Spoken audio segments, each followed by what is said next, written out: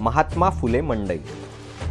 British काळात मुंबईचा governor Lord रे याच्या नावावरून पुण्यातील सर्वात मोठी भाजीपाल्याची मंडई रे मार्केट म्हणून ओळखली जात असे.